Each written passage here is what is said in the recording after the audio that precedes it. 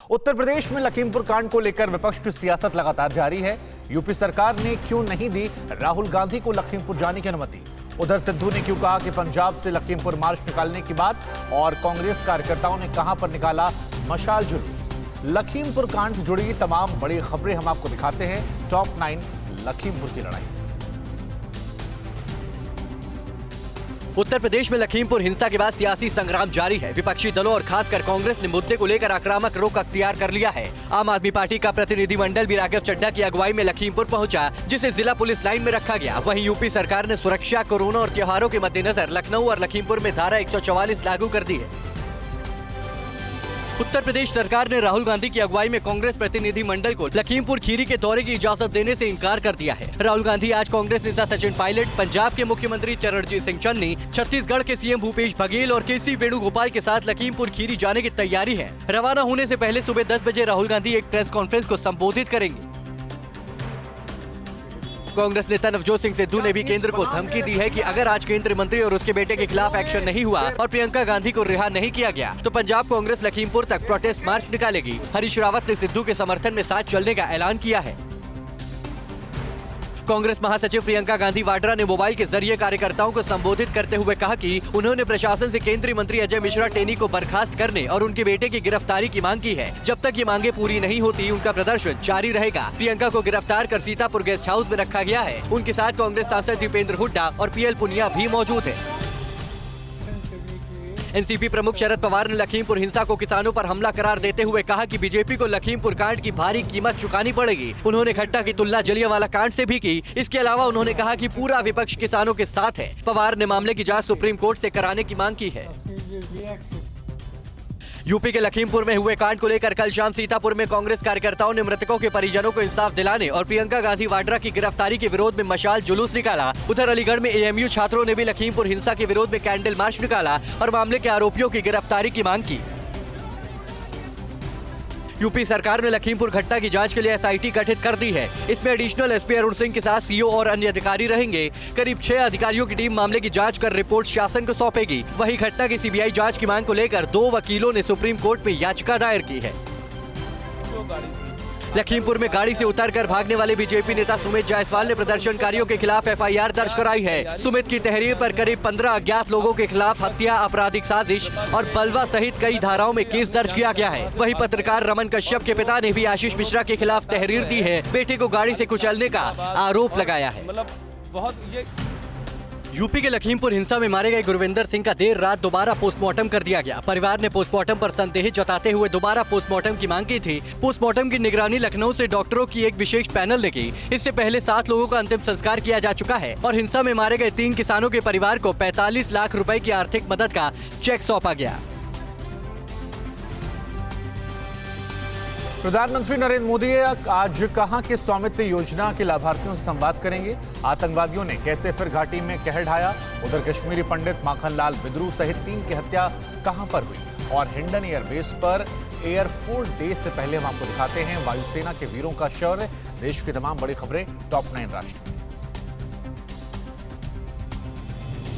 प्रधानमंत्री मोदी आज दोपहर करीब 12:30 बजे मध्य प्रदेश के स्वामित्व योजना के लाभार्थियों से वीडियो कॉन्फ्रेंसिंग के जरिए संवाद करेंगे। इस मौके पर पीएम योजना के तहत 1,71,000 लाभार्थियों को ई प्रॉपर्टी कार्ड भी बांटेंगे। मुख्यमंत्री शिवराज सिंह चौहान भी मौजूद रहेंगे। अमेरिका की उप विदेश मंत्री वेंडी शर्मन 3 दिवसीय भारत यात्रा पर हैं। आज वेंडी विदेश सचिव हर्षवर्धन श्रृंगला के साथ कई अहम मुद्दों पर चर्चा करेंगी। विदेश मंत्रालय की ओर से कहा गया है कि दोनों पक्ष दक्षिण एशिया से जुड़े क्षेत्रीय, हिंद प्रशांत क्षेत्र और वैश्विक मुद्दों पर विचारों का आदान प्रदान करेंगे। जम्मू कश्मीर के श्रीनगर में आतंकियों ने कल 2 घंटे में 3 लोगों की हत्या कर दी। इनमें दवा विक्रेता, कश्मीरी पंडित मखनलाल बिंद्रू, बिहार का एक नागरिक और एक स्थानीय नागरिक शामिल है। पुलिस 3 हत्याओं के बाद पूरे शहर में तलाशी अभियान चला रही है। दूसरी ओर पठानकोट के बामिया सेक्टर, जातपुर और काशीवाड़वा पोस्ट के बीच बीएसएफ ने फिर से ड्रोन देखने पर सर्च ऑपरेशन चलाया। इस्तीफा वापस न लेने पर अड़े नवजोत सिंह सिद्धू को पंजाब कांग्रेस अध्यक्ष पद से हटाया जा सकता है। सीएम चरणजीत सिंह चन्नी अपने साथ 2 भावी उम्मीदवार कुलजीत नागरा और सांसद रवनीत सिंह बिट्टू को लेकर दिल्ली पहुंचे हैं। सिद्धू लगातार राहुल और प्रियंका के साथ अपनी एकजुटता दिखा रहे हैं। पंजाब में नवजोत सिंह सिद्धू की बेटी राबिया भी राजनीति में कदम रख रही हैं। कल उन्होंने अपने पिता के विधानसभा क्षेत्र अमृतसर ईस्ट में उनकी गैर मौजूदगी में हुए उन कई विकास कार्यों के उद्घाटन किए जो लंबे समय से रुके हुए थे। आज मशहूर किसान नेता रहे चौधरी महेंद्र सिंह टिकैत की जयंती है। मुजफ्फरनगर के सुसौली में उनकी याद में एक श्रद्धांजलि सभा का आयोजन है। लखीमपुर हिंसा के बाद नरेश टिकैत सहित संयुक्त किसान मोर्चा के सभी बड़े नेता, पदाधिकारी और जयंत चौधरी सहित तमाम किसान नेता इस श्रद्धांजलि सभा में जुट रहे हैं।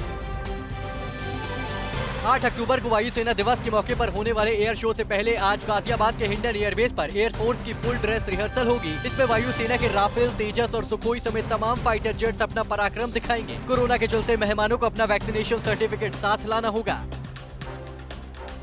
एयरफोर्स की फुल ड्रेस रिहर्सल कार्यक्रम के चलते आज से गाजियाबाद में कई जगह ट्रैफिक डाइवर्ट रहेगा। आज और 8 अक्टूबर को एलिवेटेड रोड पूरी तरह से बंद रहेगी। पुलिस ने रूट डाइवर्जन प्लान जारी कर दिया है। सुबह 5 बजे से दोपहर 12 बजे तक ट्रांस हिंडन एरिया की प्रमुख रोड्स पर डाइवर्जन लागू रहेगा।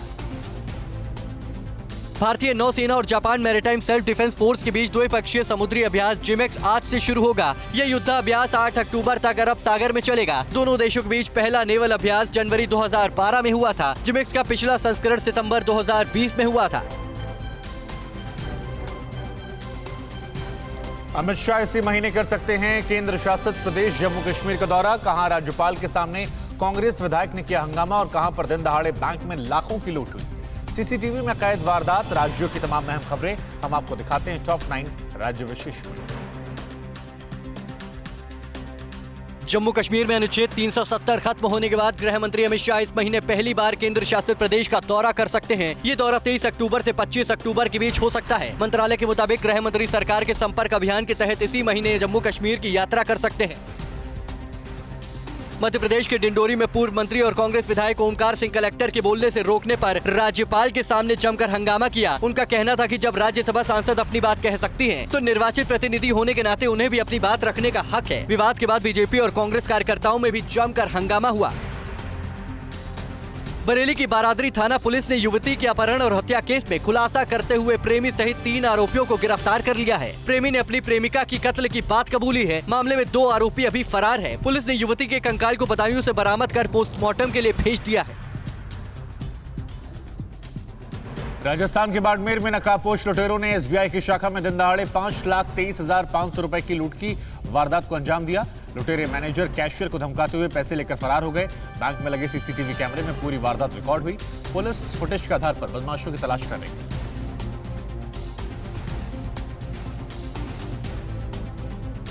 मौसम विभाग ने राजस्थान समेत उत्तर भारत के कई राज्यों में मानसून की वापसी की आशंका जताई है। विभाग के मुताबिक कई राज्यों में भारी बारिश के आसार हैं। तमिलनाडु, आंध्र प्रदेश, केरल, सिक्किम, मध्य प्रदेश, विदर्भ, मराठवाड़ा, उत्तर प्रदेश, बिहार, झारखंड और ओडिशा में बारिश हो सकती है।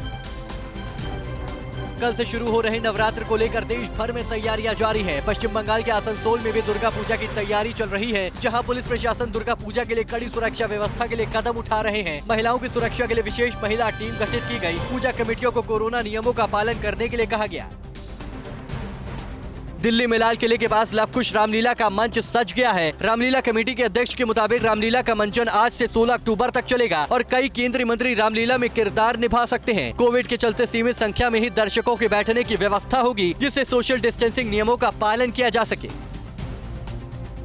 रामानंद सागर के मशहूर धार्मिक सीरियल रामायण में रावण का किरदार निभाने वाले अभिनेता अरविंद त्रिवेदी का मंगलवार रात निधन हो गया। वो 82 साल के थे और लंबे समय से उम्र संबंधी कई बीमारियों से जूझ रहे थे। पिछले काफी समय से वो चलने फिरने में भी असमर्थ हो गए थे। ताइवान पर चीन के जबरदस्ती कब्जे की मंशा के बीच अमेरिकी राष्ट्रपति जो बाइडेन ने इस मामले में दखल दी है। बाइडेन ने चीनी राष्ट्रपति शी जिनपिंग से फोन पर बातचीत की। बाइडेन ने कहा कि ताइवान को लेकर हुए समझौते का चीन सम्मान करेगा। बाइडेन ने यह भी कहा कि चीनी राष्ट्रपति ने उन्हें यह भरोसा दिया है। बाइडेन ने कहा कि उन्हें नहीं लगता कि चीन ताइवान पर हुए समझौते का सम्मान करने के अलावा कुछ और करेगा। हम आपको पड़ोसी देशों की साजिशों से जुड़ी तमाम बड़ी खबरें दिखाते हैं। टॉप 9 चीन पाकिस्तान साजिश।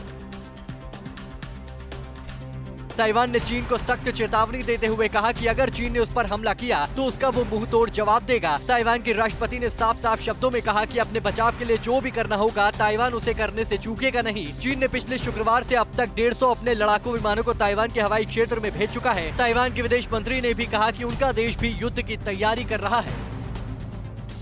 चीन ने अपने यहाँ विदेशी नागरिकों को आकर्षित करने के लिए वर्ल्ड बैंक के ease of doing business ranking की रिपोर्ट में हेरा फेरी की। IMF की जांच के दौरान चीन की हेरा फेरी को पकड़ा गया। आरोप है कि चीन ने साल 2017 में विश्व बैंक के अधिकारियों पर दबाव डालकर ईज ऑफ डूइंग बिजनेस की रैंकिंग 78 बनाए रखा था, जबकि हकीकत में उसकी रैंकिंग गिरकर 85 हो गई थी।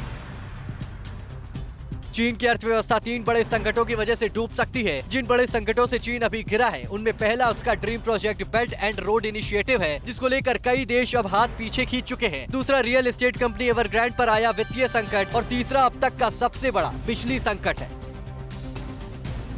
चीन के बिजली संकट का असर भारत में भी हो सकता है। चीन के कई शहरों में इन दिनों हाईवे से लेकर घरों और फैक्ट्रियों में बत्ती गुल है। भारत में थर्मल पावर प्लांट्स में सिर्फ 4 दिन का कोयला स्टॉक ही बचा है। कुछ मीडिया रिपोर्ट्स में सूत्रों के हवाले से कहा गया कि ऑस्ट्रेलिया से लाए जा रहे भारत का 20 लाख टन से अधिक कोयला चीन अपने बंदरगाह पर अटकाए हुए है। इसके पीछे उसकी ऑस्ट्रेलिया से दुश्मनी है। पूर्वी लद्दाख में LAC पर K9 वज्र हॉवित्जर तोपों की तैनाती के बाद अब इसे पाकिस्तान से सटी LOC पर भी तैनात किए जाने की तैयारी भारतीय सेना कर रही है। LOC पर ऐसी तोपों की कमी को पूरा करने के लिए भारतीय सेना ने 2 रेजिमेंटों के लिए 40 K9 वज्र तोपों का ऑर्डर दिया है। पहाड़ी इलाकों में दुश्मन की ओर से किसी भी चुनौती का जवाब देने में K9 वज्र तोपों को काफी सक्षम माना जाता है। जम्मू में सख्ती बढ़ने के बाद पाकिस्तान ने भारत में ड्रग्स की खेप भेजने की रणनीति में बदलाव किया है। पाकिस्तान अब पंजाब के रास्ते मुंबई और सूरत चरस समेत नशे का दूसरा सामान भेज रहा है। एक रिपोर्ट के मुताबिक अब श्रीनगर से लेह, मनाली और पंजाब के जरिए तस्करी भेजे जा रहे हैं। 3 दिन पहले ही यूरी में ड्रग्स की बड़ी खेप पकड़ी गई थी। अंतर्राष्ट्रीय बाजार में इसकी कीमत 24 करोड़ आंकी गई थी।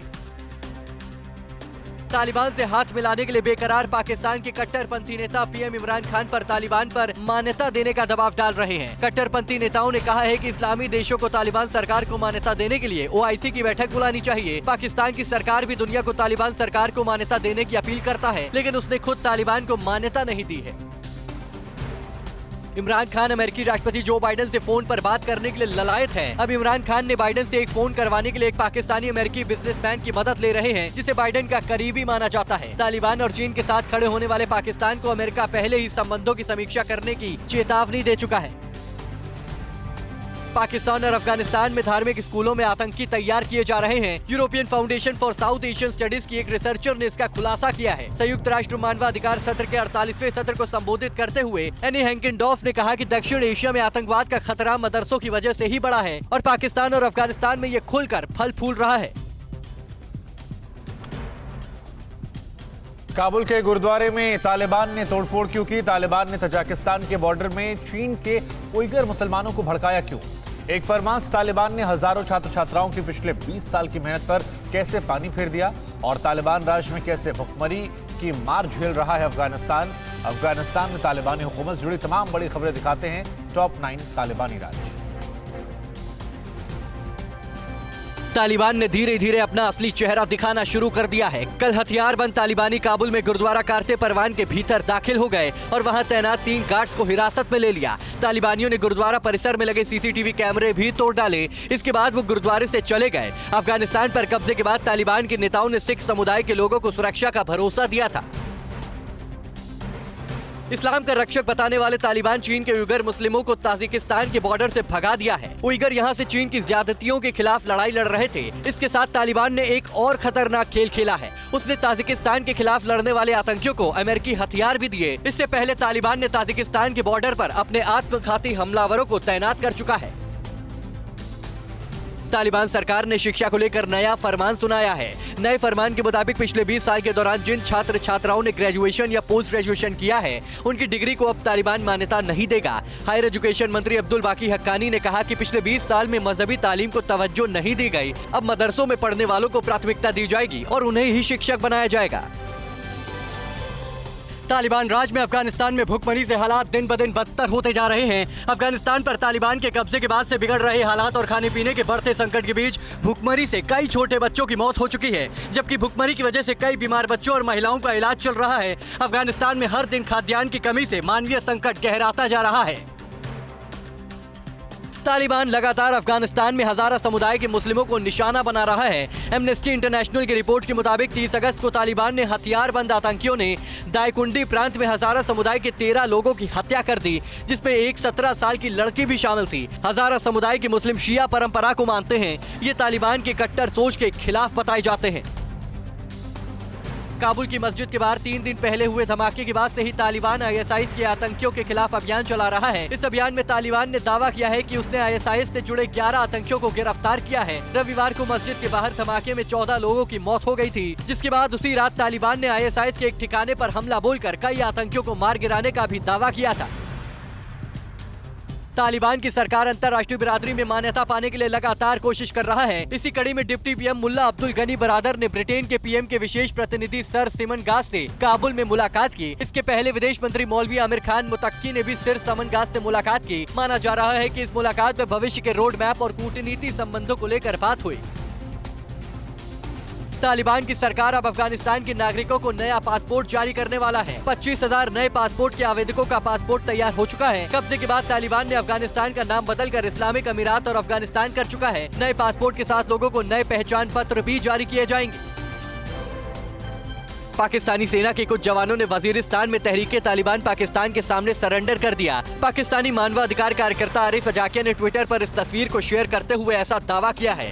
कुछ दिन पहले इमरान खान ने कहा था कि शांति समझौते के लिए TTP से बात हो रही है, लेकिन उनकी ही सरकार के कई मंत्रियों ने ऐसी ही किसी बात से इनकार किया है। क्या राजस्थान को हराने के बाद मुंबई की टीम को प्लेऑफ में एंट्री मिल जाएगी? मुंबई को राजस्थान ने कैसे तोहफे में मैच दे दिया और मुंबई की जीत में किसका बल्ला बोला हल्ला? और आज किन दो टीमों के बीच में होने वाला है मुकाबला? T20 लीग से जुड़ी तमाम बड़ी खबरें दिखाते हैं top 9 T20 league. T20 league में कल खेले गए अहम मुकाबले में मुंबई इंडियंस ने राजस्थान रॉयल्स को 8 विकेट से हरा दिया। 20 ओवर में राजस्थान की टीम 9 विकेट गंवाकर सिर्फ 90 रन ही बना पाई थी। 91 रन के मामूली लक्ष्य को मुंबई इंडियंस की टीम ने 9वें ओवर में ही 2 विकेट गंवाकर हासिल कर लिया। इस हार के साथ राजस्थान रॉयल्स की टीम भी प्लेऑफ की रेस से बाहर हो गई। राजस्थान के खिलाफ मुकाबले में मिली आसान जीत में गेंदबाज नेथन कुल्टर-नाइल की शानदार गेंदबाजी का अहम योगदान रहा। कुल्टर-नाइल ने राजस्थान के 4 बल्लेबाजों को पवेलियन भेजा, जिसमें opener Yashasvi Jaiswal, Glenn Phillip, David Miller और चेतन सकारिया का विकेट शामिल था। सिर्फ 14 रन देकर 4 विकेट लेने वाले कुल्टर-नाइल को मैन ऑफ द मैच चुना गया। राजस्थान पर आसान और एक तरफा जीत से मुंबई इंडियंस की प्लेऑफ में पहुंचने की उम्मीद बनी हुई है। मुंबई के 13 मैचों के बाद अब 12 अंक हो गए हैं। कोलकाता नाइट राइडर्स के भी 13 मैचों में से 12 अंक हैं। अगर कोलकाता अपना आखिरी लीग मैच हार गया और मुंबई की टीम आखिरी लीग मैच जीत गई तो वो प्लेऑफ में पहुंच जाएगी। मुंबई इंडियंस को राजस्थान के खिलाफ मिली जीत में ईशान किशन ने विस्फोटक पारी खेली। ईशान ने सिर्फ 25 गेंदों में अर्धशतक पूरा किया, जिसमें 5 चौके और 3 छक्के शामिल थे। ईशान 50 रन बनाकर नाबाद रहे। ईशान का मौजूदा सीजन में ये पहला अर्धशतक है। उन्हें अभी तक 9 मैच खेलने का मौका मिला, जिसमें उन्होंने 157 रन बनाए हैं। मुंबई के खिलाफ राजस्थान के बल्लेबाजों ने आसानी से सरेंडर कर दिया। राजस्थान रॉयल्स के बल्लेबाजों में से सिर्फ 4 बल्लेबाज दहाई के आंकड़े में पहुंच पाए, जिसमें से सबसे ज्यादा 24 रन ओपनर इवन लुइस ने बनाए। यशस्वी जायसवाल ने 12, डेविड मिलर 15 और राहुल तेवतिया ने 12 रन बनाए। कप्तान संजू सैमसन समेत बाकी बल्लेबाज पूरी तरह से नाकाम रहे। T20 लीग के दूसरे हाफ में मुंबई के कप्तान रोहित शर्मा का बल्ला खामोश ही है। रोहित 1-2 मैच छोड़कर किसी भी मुकाबले में बल्ले से कुछ खास नहीं कर पाए। कल राजस्थान के खिलाफ मुकाबले में भी वो 13 गेंदों में 22 रन बनाकर आउट हो गए। रोहित अब तक इस सीजन में 12 मैचों में 363 रन बनाए, जिसमें टूर्नामेंट के दूसरे हाफ में 5 मैचों में 113 रन जोड़े हैं। T20 लीग में ऑरेंज कैप की रेस में बेंगलोर के कप्तान KL राहुल और चेन्नई के ऋतुराज गायकवाड़ के बीच नजदीकी मुकाबला जारी है। फिलहाल KL राहुल 528 रन बनाकर ऑरेंज कैप पर कब्जा बनाए हुए हैं, जबकि दूसरे नंबर पर 521 रन बनाने वाले गायकवाड़ हैं। दूसरी तरफ पर्पल कैप पर बेंगलोर के हर्षल पटेल का कब्जा बना हुआ है। पटेल ने 12 मैचों में अब तक सबसे ज्यादा 26 विकेट झटके हैं। T20 लीग में आज बेंगलोर और हैदराबाद के बीच मुकाबला होगा। ये मैच अबू धाबी में शाम 7:30 बजे से खेला जाएगा। बेंगलोर की टीम पहले ही प्लेऑफ में जगह बना चुकी है, जबकि हैदराबाद की टीम बहुत पहले ही टूर्नामेंट की रेस से बाहर हो चुकी है। बेंगलोर की टीम प्लेऑफ में नंबर 3 से नंबर 2 पर जाने के लिए आज का मुकाबला जीतना चाहेगी। T20 लीग के प्लेऑफ में 3 टीमें अपनी जगह पक्की कर चुकी हैं। चेन्नई पर जीत के बाद दिल्ली 20 अंक के साथ टॉप पर पहुंच गई है, जबकि चेन्नई की टीम 18 अंक के साथ दूसरे नंबर पर है। प्लेऑफ में पहुंचने वाली तीसरी टीम बेंगलोर है। बाकी चौथे स्थान के लिए कोलकाता और मुंबई की टीम दावेदार है। इन तीनों में से जो टीम अपना आखिरी लीग मैच बेहतर रन रेट के साथ मैच जीतेगी, वो प्लेऑफ में पहुंचेगी। परवाह देश की, सोमवार से शुक्रवार रात 10 बजे TV9 भारतवर्ष पर।